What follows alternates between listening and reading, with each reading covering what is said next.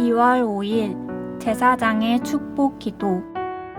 여호와는 내게 복을 주시고 너를 지키시기를 원하며 여호와는 그 얼굴로 내게 비추사 은혜 베푸시기를 원하며 여호와는 그 얼굴을 내게로 향하여 드사 평강 주시기를 원하노라 할지니라 하라. 민수기 6장 24절에서 26절. 제사장의 축복 기도는 하나님께서 모세를 통해 제사장들에게 주신 말씀이다. 이것은 제사장들이 성막에서 각종 희생제사 의식을 마친 후에 이스라엘 자손을 축복하라고 주신 기도의 내용이다. 아론은 제사장 위임식이 끝난 그 다음날 처음으로 하나님께 희생제사를 드리고 이스라엘 백성을 축복하였다. 모세도 아론과 함께 백성을 축복했다. 오늘 본문은 앞에서 소개되지 않은 축복 기도의 내용을 처음 소개한다. 희생제사 제도의 핵심 목적은 하나님과 또는 사람들과 어그러진 관계를 회복하여 하나님의 언약 백성으로 바르게 살게 하는 데 있다.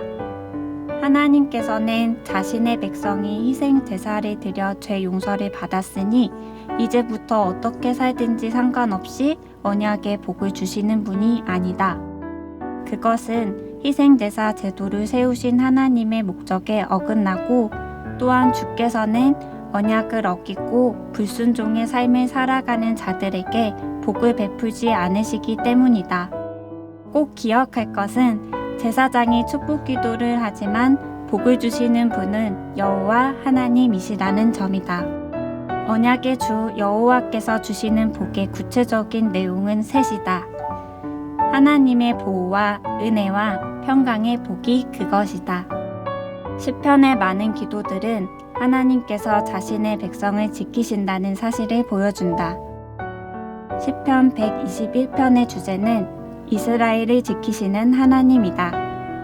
하나님께서 그의 얼굴을 비추는 것은 언약의 복이다. 그의 얼굴을 비추는 것은 하나님께서 그의 자비롭고 인자한 얼굴을 비추는 것을 뜻한다.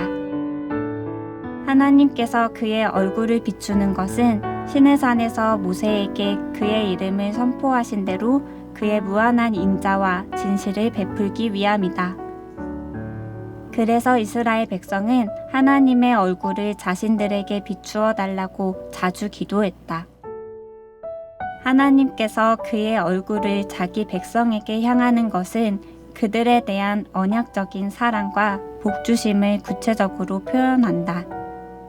따라서 하나님께서 자신의 백성을 향해 얼굴을 들고 그들에게 비출 때 그의 백성은 은혜와 평강을 받는다. 그러나 하나님의 진노하는 얼굴은 악인들을 향한다. 예수 그리스도는 제사장이 빈 하나님의 복을 최종적으로 성취하신 분이다. 그는 자기 백성을 완벽하게 지키고 보호하신다.